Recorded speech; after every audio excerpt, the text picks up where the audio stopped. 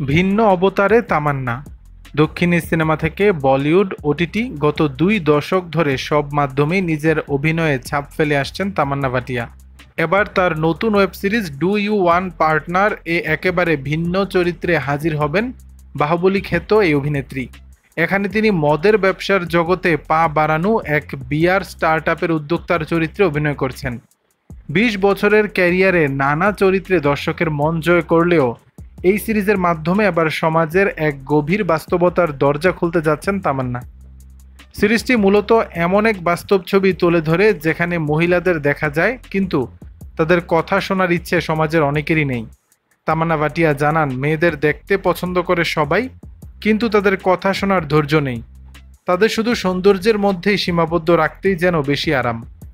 অনেক সময় তাকেও এই ধরনের সামাজিক প্রশ্নের মুখে পড়তে হয়েছে। তামান্নার স্পষ্ট জবাব, প্রথমে আমি নিজেকে মানুষ হিসেবে দেখেছি, কখনো লিঙ্গ ভেদকে আমার পথে বাধা হতে দেইনি। শুনেছি অনেক তির্যক মন্তব্য, কিন্তু তা আমাকে থামাতে পারেনি। যদিও বাস্তব জীবনে এই চাপ ছিল ডু উই ওয়ান পার্টনারের সেটে, কিন্তু কোনোদিন তা অনুভব করেননি অভিনেত্রী। তিনি বিশেষ কৃতজ্ঞতা জানিয়েছেন পরিচালকের প্রতি।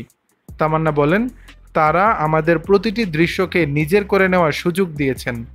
আমরা যখন বলেছি একজন নারী হিসেবে এই চরিত্র এভাবে প্রতিক্রিয়া জানাতে পারে, ওই ভাবনাকে সম্মান জানানো হয়েছে। সমাজে নারীর অবস্থান নিয়েও বার্তা দিয়েছেন তামান্না। দর্শক, বিষয়টি নিয়ে আপনাদের মতামত জানাবেন নিচের কমেন্ট বক্সে।